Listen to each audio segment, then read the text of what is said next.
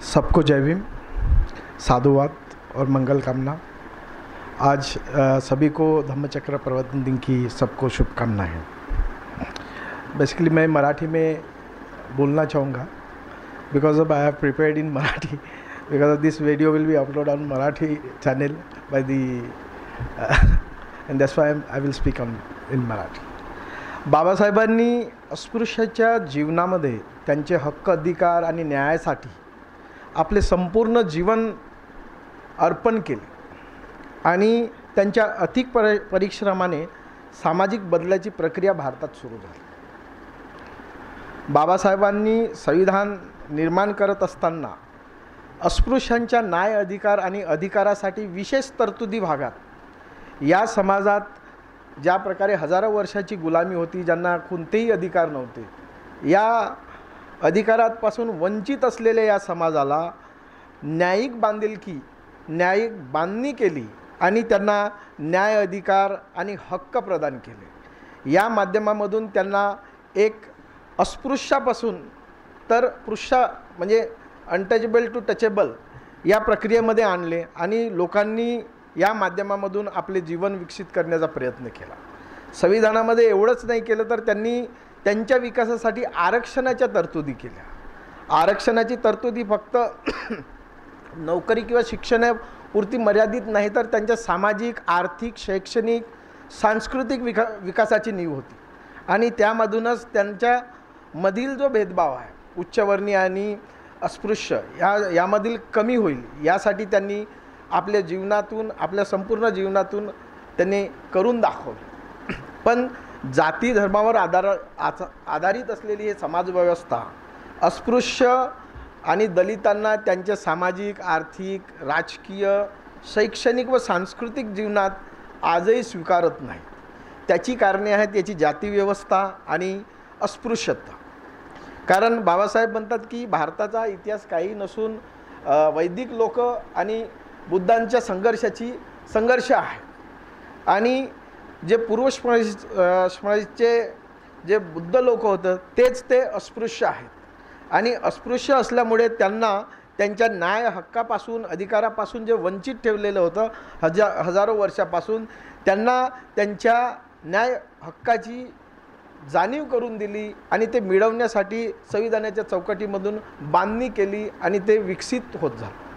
पण स्वातंत्र्याच्या 75 वर्षानंतर सुद्धा किंवा संविधानाच्या 75 वर्षांनंतर सुद्धा या लोकांची अस्पृश्यतेपासून सुटका होत नाही आहे। आजही या देशातील कित्येक लोक रुरल भारतामध्ये जर, ग्रामीण भारतामध्ये जर बघितलं तर आजही या देशामध्ये जमिनीचे वाद मुख्य कारण आहे। जमिनीवरील वाद जे आहेत ते ॲट्रॉसिटीचं मुख्य कारण आहे। कारण याच वादामधून मुख्यतः दलितांवरती बलात्कार आणि हत्या होतात। कारण जमिनी पूर्वीपासून अस्पृश्य कम्युनिटीकडे नाही आहेत, पण ज्या जमिनी आल्यात त्या जमिनी कुठून आल्या तर महारवतनामधून आल्यात। एक खूप मोठा इतिहास आहे याचा। जे आपले अस्पृश्य लोक ब्रिटिश सरकारच्या अंतर्गत काम करायचे, सर्व्हिस करायचे, त्यांना ते वेतन देत नव्हते आणि वेतनाच्या बदल्यात त्यांना ज्या जमिनी दिल्या त्या महारवतनाअंतर्गत दिल्या। पण आज 6.5 लाख एकर जमीन जी महारांची आहे, अस्पृश्यांची आहे, ते कुठंतरी आज पुन्हा ती हिसकावून त्याच्यावरती ताबा कोणत्या तरी उच्चवर्णीयांचा आहे। याचीसुद्धा मोठी लढाई आमच्यामार्फत आमचे वकील बंधू आहेत बरेचसे पुण्याकडे, मुंबईकडे, आपल्याकडे नागपूरमध्ये तेवढी नाही आहे ती सिस्टीम। पण ही जी लढाई आहे, जमिनीची लढाई आहे, ती आजही कोर्टाच्या माध्यमामधून सुरू आहे। तर जातीवर अत्याचाराची प्रमुख कारणे काय असू शकतात तर त्याच्यामध्ये जातीचा पूर्वसमज, जाती व्यवस्थेचा पूर्वसमज।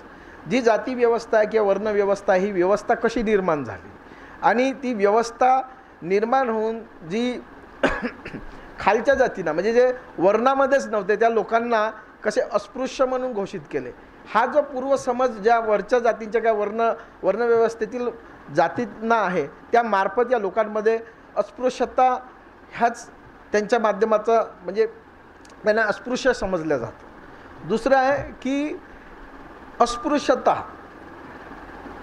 बौद्ध लोकांचा इतिहास बघितला जर बृहद्रथ राजाच्या नंतर त्यांच्या हत्येनंतर जी बुद्धाच्या धम्माचे जे लोप पावत गेलेला होता आणि त्या माध्यमामधून या देशामध्ये अस्पृश्यतेची सुरुवात झालेली होती आणि जी अस्पृश्यता निर्माण झाली होती त्या लोकात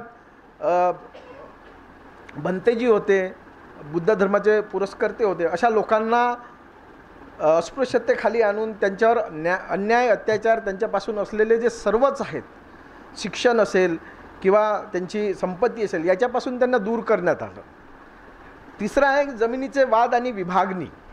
हे एक ग्रामीण भारतामधील सर्वात मोठं कारण आहे जी जातीव्यवस्थेचं आणि अत्याचाराचं कारण आहे. याच्यामध्ये अप्पर कास्ट जे काही लोक आहेत त्यांच्याकडे काम करणारी बाउंडेड लेबर असतील किंवा अस्पृश्य लोक असतील, तर ह्या लोक जेव्हा काही त्यांच्याकडे मागणी करायला जातात तर कशाप्रकारे त्यांच्यावर अत्याचार होतात. किंवा जमिनीतील वाद आहेत की उच्चवर्णीय कसे अस्पृश्य किंवा दलितांच्या जमिनीवर हडपवण्याचा प्रयत्न करतात किंवा त्यांच्यावर ताबा घेण्याचा प्रयत्न करतात. या माध्यमातून बऱ्याचदा हत्या होतात.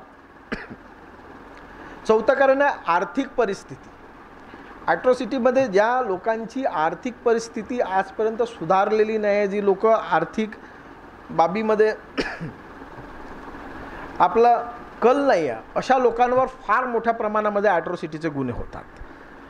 त्याच्यानंतर सामाजिक आणि राजकीय असंतुलन हे सध्याचं एक म्हणजे आपण जर बघितलं तर सध्या स्थितीमध्ये जी शासन व्यवस्था आहे किंवा प्रशासन व्यवस्था आहे, जोपर्यंत आपले प्रतिनिधी विधिमंडळात लोकसभेत जात नाही, आपली बाजू मांडू शकत नाही, आपल्या न्याय अधिकारासाठी भांडू शकत नाही, कारण लोकशाही पद्धतीमध्ये शासनामध्ये आपले प्रतिनिधीच आपल्याला काही मागणी करायची असेल किंवा आपल्याला न्याय अधिकार हक्काची जर मागणी करायची असेल यांच्याच माध्यमामधून आपण मागू शकतो. पण आपल्याकडे आजपर्यंत अशी परिस्थिती निर्माण नाही झालेली आहे. त्याच्यामुळे राजकीय संतुलनसुद्धा हे ॲट्रॉसिटीचे एक मुख्य कारण आहे. कायद्याचे अशक्त अंमलबजावणी. कायदे आहेत, संविधान निर्माण झालं 1950 पासून आर्टिकल 15-17नुसार abolition of the untouchability, prohibition of discrimination, equality हे सर्वच प्रिन्सिपल आलेले आहेत. पण आपल्या देशातील अनटचेबिलिटी हे संपली नाहीत. म्हणून 1955ला सिव्हिल राईट्स प्रोटेक्शन ॲक्ट आणला. अस्पृश्याच्या ज्या होणाऱ्या ॲट्रॉसिटीवर ताबा मिळवण्यासाठी आणि जे ॲट्रॉसिटी करतील त्याच्यावर गुन्ह्याअंतर्गत त्यांना शिक्षा देण्यासाठी. कारण संविधानामध्ये शिक्षा नाही आहे, IPC मध्ये शिक्षा होती, पण सिव्हिल राईट प्रोटेक्शन ॲक्टनुसार शिक्षेचं प्रावधान आणलं. पण या देशातली जे उच्चवर्णीयाची जी मनस्थिती आहे किंवा सायकोलॉजी ही चेंज नाही झाली आणि तरी ही जी अस्पृश्यतेची जी व्यवस्था आहे ही कंटिन्यू राहिली. 1989मध्ये शेवटी सरकारने SC/ST ॲक्ट आणला. का तर सिव्हिल राईट ॲक्ट हा कुचकामी झाला, त्याचा काहीच उपयोग नाही झाला, म्हणून पुन्हा त्यांनी SC/ST ॲक्ट आणला आणि 1993मध्ये ह्युमन राईट कमिशन बनवलं. ह्युमन राईट कमिशन याच्यासाठी बनवलं की SC/ST ॲक्ट अंतर्गत जर तुम्हाला या प्रोव्हिजन्सनुसार तरतुदीनुसार जर न्याय नसेल मिळत तर तुम्ही ह्युमन राईट प्रोटेक्शन जी कमिशन आहे, नॅशनल कमिशन आहे, याच्याकडे तुम्ही आपल्या न्यायासाठी जाऊ शकता. अशा प्रकारचे विविध उपाययोजना केलेल्या आहेत. आज भारतामध्ये जेवढ्या ॲट्रॉसिटी होतात त्याच्यामध्ये आत्तापर्यंत 60%च फायनल रिपोर्ट्स सबमिट केलेले आहेत. फायनल रिपोर्ट्स म्हणजे चार्जशीट सबमिट केलेले आहेत आणि त्याच्यामध्ये कन्व्हिक्शन रेट आहे फक्त 32% आहे आणि तोही काळाक्रमानुसार तो पण कमी कमी होत चाललेला आहे. आणि याच्यामध्ये तर 14% केसेस असे आहेत की शासन, प्रशासन आणि पोलीस व्यवस्था यांच्या निष्काळजीपणे या केसेसमध्ये हे खोटे गुन्हे आहेत आणि पुराव्याच्या अभावी. कारण चार्जशीट बनवताना जे पुरावे संकलन केलं जातं, गोळा केलं जातं, ते व्यवस्थित इन्व्हेस्टिगेशन न केल्यामुळे पोलिसांच्या किंवा पोलीस प्रशासनाच्या निष्काळजीपणामुळे 14% या केसेस या खोट्या गुन्ह्याच्या अंतर्गत त्यांनी स्थापित केल्या. म्हणजे की या खोट्या ॲट्रॉसिटीच्या केसेस आहेत. असं सेम ट्रायबल लोकांसोबत सुद्धा आहे. त्यांच्यामध्ये सुद्धा लँड डिस्प्लेसमेंटच्या प्रावधानामधून किंवा खनिज किंवा मायनिंगच्या माध्यमातून मोठ्या प्रमाणावर ॲट्रॉसिटीज होतात आणि ॲट्रॉसिटीज होतात, पण त्यांच्याकडे ती लोक शासन प्रशासनापर्यंत पोहोचू शकत नाही, कारण तोपर्यंत त्यांना खूप वेळ झालेला असतो आणि त्यांच्या मोस्ट ऑफ द केसेस पुराव्याअभावी, कारण त्यांच्याकडे असणारी जी व्यवस्था आहे, त्यांची लोकं असतात हे कोर्टापर्यंत पोहोचत नाही, पोलिसांपर्यंत पोहोचत नाही आणि पोलीससुद्धा त्यांच्यापर्यंत पोहोचत नाही. पोलीस स्वतः चार्जशीट बनवतात आणि तशीच काय आहे ते सबमिट्स करतात आणि त्याच्यामुळे त्यांच्यामध्ये सुद्धा 18% केसेस या खोट्या रजिस्टर होतात, असं कोर्टाने म्हणजे न्याय जे जजमेंट पास होतात त्याच्यामधून त्यांनी हे दाखवलं. एक याच्यामध्ये एक सांगायचं झालं तर एक सामाजिक कार्यकर्ते मार्टिन मॅकमा यांनी जातीवर आधारित अत्याचाराची तुलना ज्यू लोकांच्या हत्येसोबत केलेली आहे. हे फार महत्त्वाचं आहे आपल्या देशासाठी, कारण हिटलरनी ज्यू लोकांना जिनोसाईड सामूहिक हत्येत त्यांनी मारले, पण भारतामध्ये ॲट्रॉसिटीमध्ये दररोज हत्या होतात, दररोज बलात्कार होतात, याचं प्रमाण कोणीच सांगत नाही. जसं हिटलरनी लाखो लोकांना मारलं, पण भारतामध्ये आजपर्यंत स्वातंत्र्याच्या नंतर 21,90,000 हत्या झालेल्या आहेत अस्पृश्यांच्या, त्याच्यामध्ये 32,85,000 बलात्कार झालेले आहेत आणि 7.5 कोटी लोकांवरती आजपर्यंत ॲट्रॉसिटीचे हमले झालेले आहेत, त्यांच्यावर शिवागाळ झालेली आहे. अशा विविध प्रकारचे जे ॲट्रॉसिटीमध्ये जे आहेत, जे गुन्हे होऊ शकतात, असे 7.5 कोटी लोकांवर जातात अत्याचार झालेले आहेत. हे अत्याचाराचे प्रमाण पाहिले तर ज्यू लोकांच्या जो हत्या केल्या हिटलरनी याच्यापेक्षा कित्येक पटीनं मोठा आहे. आणि या देशामध्ये जी अत्याचाराची जी आहे, जातीवर अत्याचाराची जे स्वरूप आहे हे बदलत चाललेलं आहे. आज फक्त पूर्वी म्हणजे संविधानाच्या पूर्वी ते सरळ होतं, लोक सरळ अत्याचार करायचे, पण आता त्याचं स्वरूप बदलत चाललेलं आहे. आता इन्स्टिट्यूशनल डिस्क्रिमिनेशन सुरू झालेलं आहे. आता इन्स्टिट्यूशनल डिस्क्रिमिनेशन काय, तर हे फार मोठं षडयंत्र आहे की SC ST लोकांना त्यांच्या न्याय अधिकारापासून कसं दूर ठेवलं जाईल. तर नोकरीमध्ये बघा तुम्ही, युनिव्हर्सिटीजमध्ये प्रोफेसरची रिक्रुटमेंट असते किंवा कोणत्या गव्हर्नमेंट ऑफिशियलमध्ये non availability of the candidates हा रिमार्क लावून SC STच्या जागा भरत नाही. ही वैचारिक आणि स्थापित इन्स्टिट्यूशनल डिस्क्रिमिनेशन आणि ॲट्रॉसिटी आहे. याच्यामध्ये शिक्षणामध्ये बघा, शिक्षणामध्ये ॲडमिशन प्रोसेसमध्ये अशा दलित विद्यार्थ्यांसोबत खूप मोठ्या प्रमाणावर होता. आज कोणत्या तुम्ही IIT आणि IIMमध्ये जा तर हे तुम्हाला दिसेल की आपल्या विद्यार्थ्यांना कशाप्रकारे, किंवा मेडिकल इन्स्टिट्यूटमध्ये जा कशाप्रकारे आपल्या विद्यार्थ्यांना डावलल्या जातं.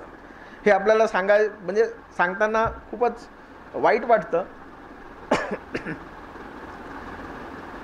त्याच्यानंतर एक आदिल म्हणून आहेत, त्यांचं एक रिसर्च बुक आहे, historical violence of Brahmin on Dalit community. याच्यामध्ये त्याचं आउटपुट एक काढलं तर खूप सुंदर आहे त्यांचं आउटपुट.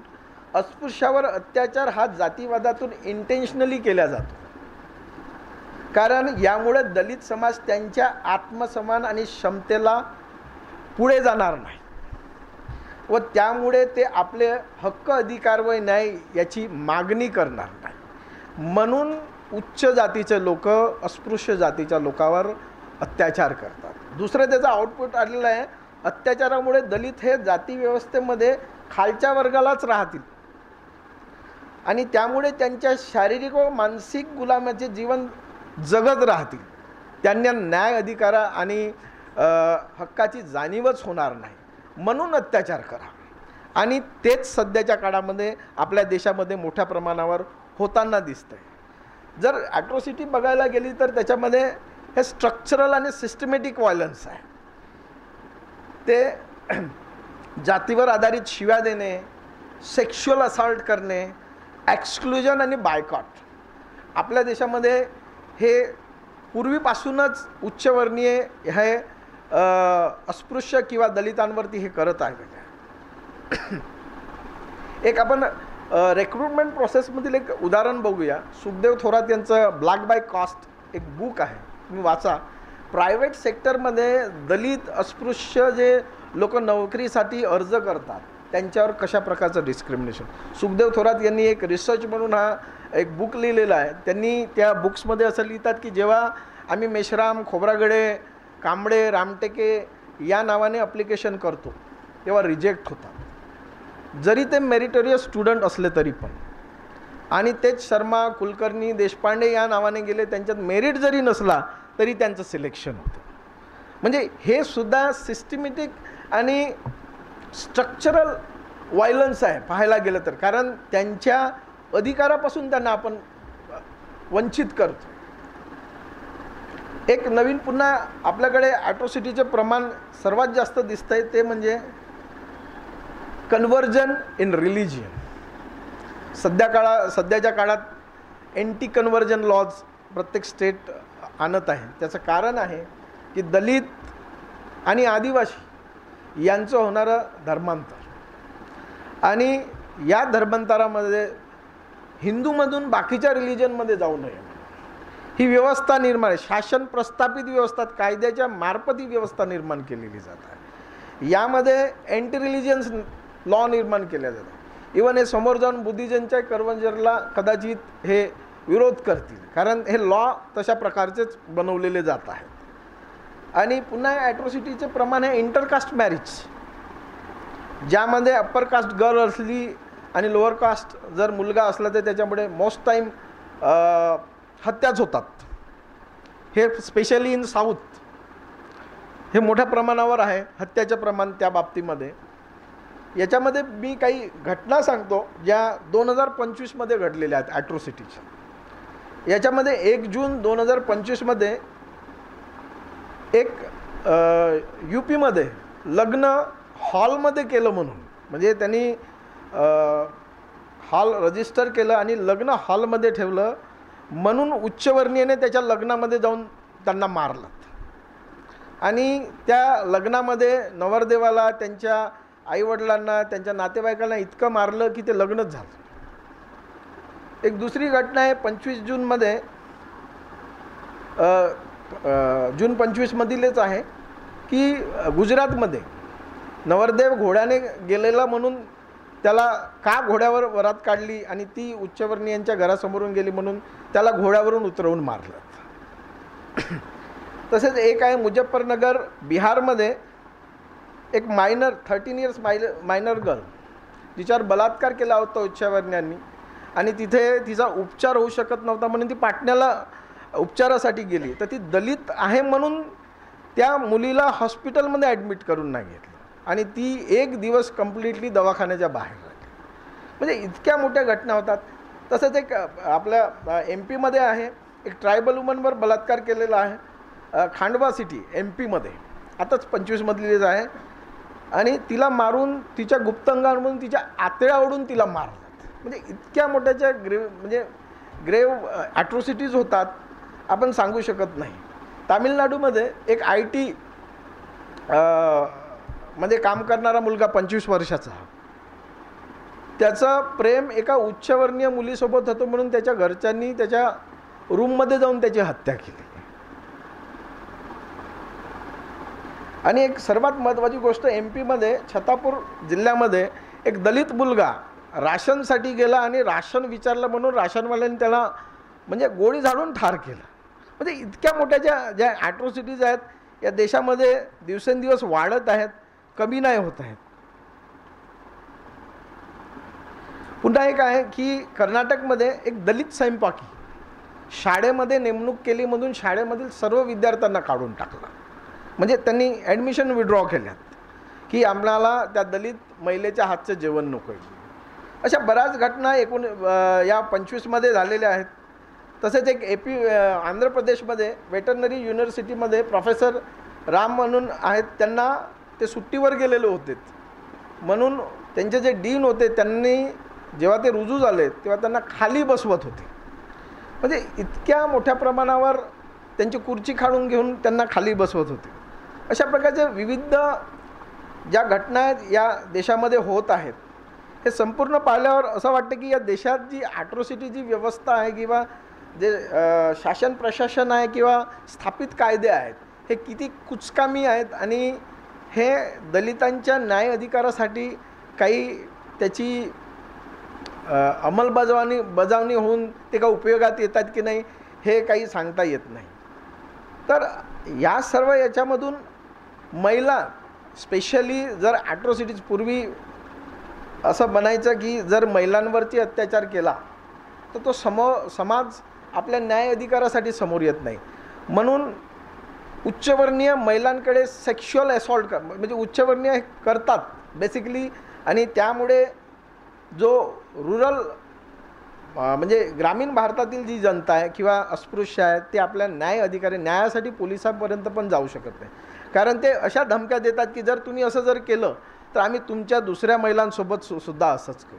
तर त्याच्यामुळे ह्या देशात जी व्यवस्था आहे ती व्यवस्था कधी सुधरेल हे काय सांगता नाही येत. मी स्पेशली ज्या काही गोष्टींमध्ये मी स्वतः इन्वॉल्व होतो, आमच्या गडचिरोलीमधील एक गोष्ट आहे की एक नवरगाव म्हणून आहे चामोर्शी तालुक्यामध्ये चौकाला संविधान चौक नाव ठेवलं म्हणून काही ओबीसी लोकांनी एवढा तांडव केला की संपूर्ण दलित समाजाला गाव सोडावं लागलेलं होतं आणि ते संपूर्ण गाव कलेक्टर ऑफिसच्या समोर येऊन 4 दिवस म्हणजे आंदोलन केलेलं होतं की आम्हाला त्या फक्त संविधान चौक नाव दिलं म्हणून आम्हाला या लोकांनी पूर्ण गावामध्ये राहण्याची मनाई केलेली होती.